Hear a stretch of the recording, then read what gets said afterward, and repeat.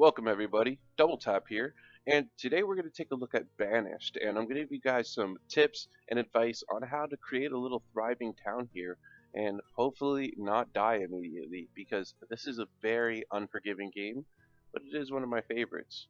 And I think I'm just going to roll with this name that they give me, because why not? Leave all the regular settings as they are. Alright, so here we are everybody, and taking a quick look at the land. A few things pop out right away. I notice there's a lot of trees to the south, so I'm likely just going to leave that as is right now and use the northern part for our homes and agriculture. So here I'm grabbing the gather all tool, and we're going to clear out as much of this wood, stone, and iron as possible in this northern part because we're going to use that for building.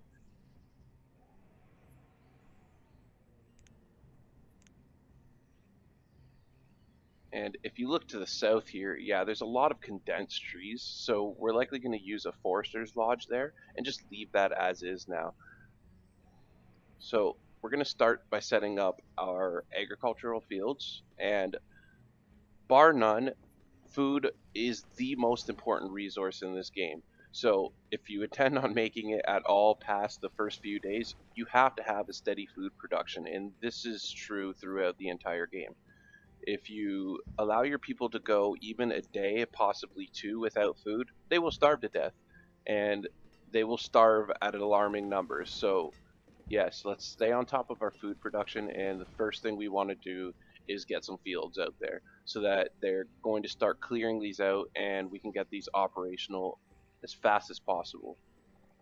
It is our number one priority off the jump.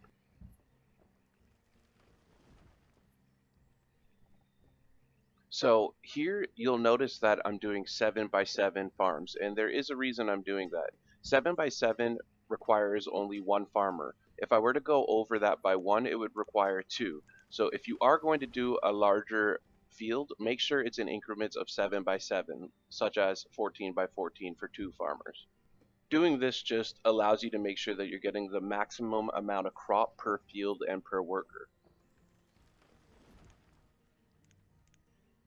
Alright, so here I'm finally getting my heads up display up, and the three main ones that I use is one that will display our inventory, being our food, our resources, another being an event log, and that's going to show us all our births, deaths, or anything that's happening around our town, and finally is our jobs list. And this just essentially allows us to dictate who's going to do what job and how many people we are going to apply to each job. It is a very, very important tool in this game. Now, one of the first things we're going to queue up to get built here is actually a boarding lodge.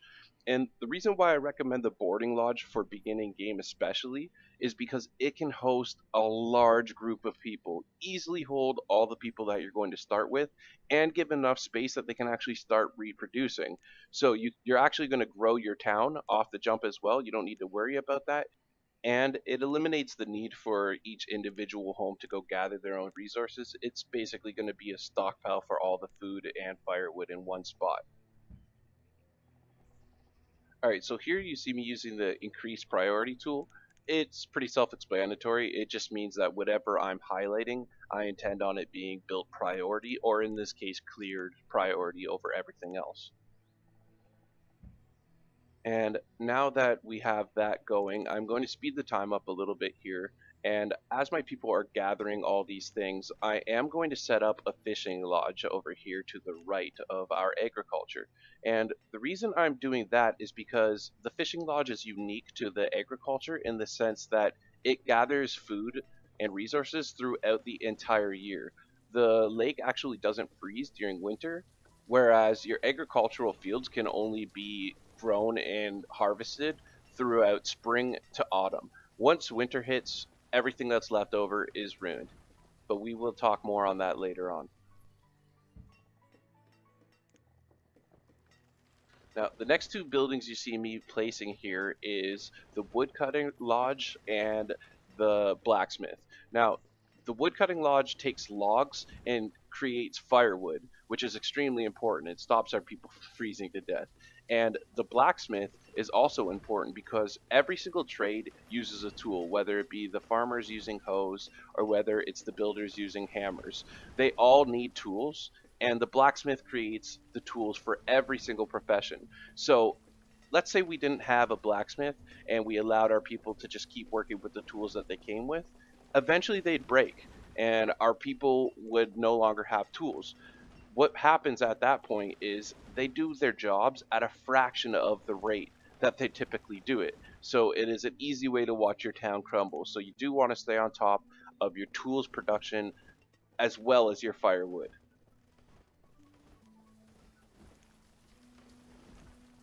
All right, so now that my fields are almost fully operational, I am going to start laying some paths down.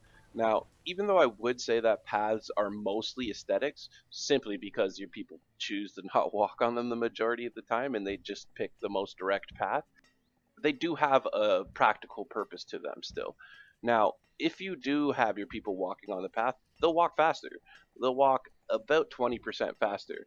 And that's important for two main reasons. And the first one being that later on during winter months, your people actually have to travel in between their home and their job. And that period of time, if it's too long, they'll freeze to death. So having the roads reduces the chances of them freezing to death during that venture in between their job and their home. Now, the second reason that it's important is because when your food is ready for harvest, your people actually have to gather each individual bundle of food and bring it to a farm. Now, if the distance between your field and the farm grows as we expand our city, it could become a problem because if you don't have a host farm for them to put their goods into close to their fields, they'll have to travel to the one that's available. Now, what will happen is if the distance between their field and the farm is too great, then you run the risk of you actually losing your crop. Because, as I hinted at earlier in the video, if winter hits and you haven't fully gathered all your crops and brought them into your barn, whatever is left over is gone. You lose that food, and that could be the difference between allowing your city to thrive or not.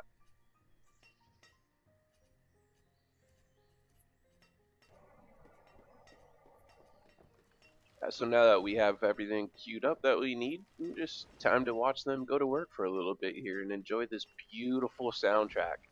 I honestly cannot get enough of this soundtrack. It's the most calming little game I've ever played in my life. It's amazing.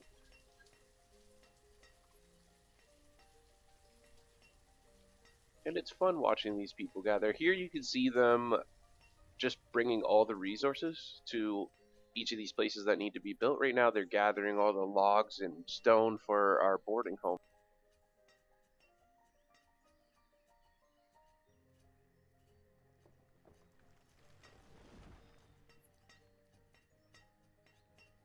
Alright, so now that you see the foundation laid there on the boarding house, that just means that it's the builder's turn. All of the resources are there, and the builders are going to start building that up. And as that's happening, you can see that our first harvest is going on in the background up there. And this is what I was telling you guys before about how they're gathering. You see how it's in bundles? They're grabbing scoops, they're going to fill up as much as they can in their hands, and then have to walk back to the barn there.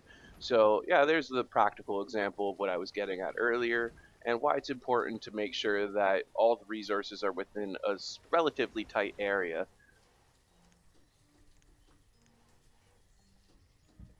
This is just my OCD kicking in here, trying to make things look as pleasing as possible to the eye.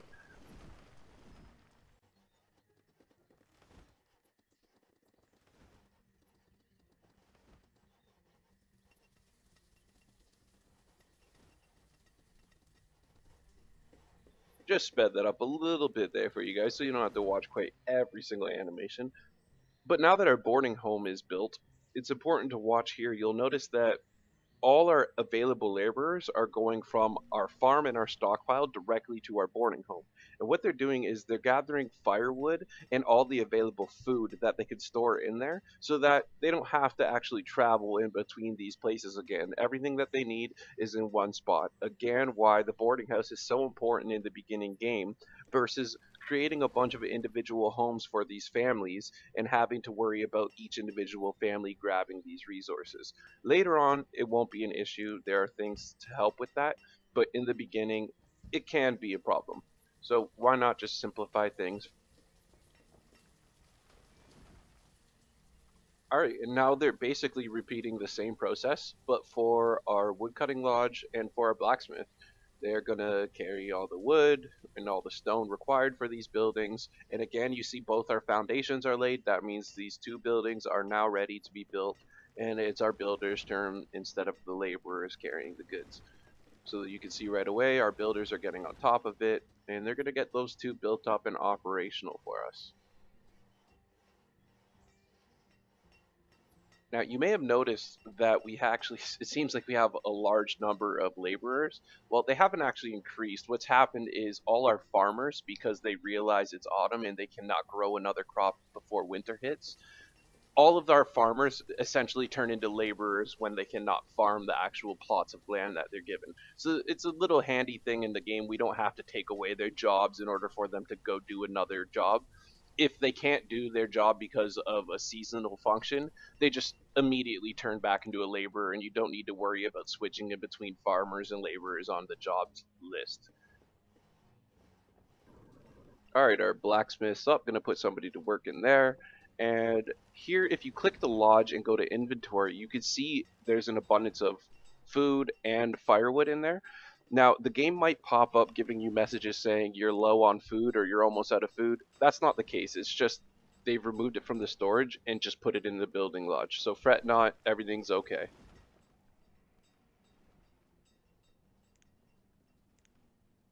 Now, what I'm doing here is we spoke earlier about what we're going to use this for. We're going to use this for a forester's lodge. So I'm trying to clear all the stone and rock out of that area so that we can use every inch of that land for actually growing trees. If those stones are there, that's taking up plots of land that we could use for trees. So we're going to clear all the stone and all the iron out of there, and we're going to queue up our forester's lodge to get built. At least at least get the plot of the land prepared for them to move to the future. And I think this is a good spot to end the video. Winter's hit, we have firewood and we have food. They are going to make it through the winter, and we're going to pick up in a new year after this. So I think this is a great spot to end the video. If you've made it this far, I want to thank you. I appreciate it. Hit the like and subscribe if you want to see more like this. Feel free to leave comments on any games that you'd like to see me do. I play everything from hardcore shooters like Arma all the way down to city builders, obviously, and everything in between. So if you guys would like to see any tutorial videos, walkthroughs, or anything, just let me know in the comments and I could get that going for you. Until then, I appreciate each and every one of you. Double tap out.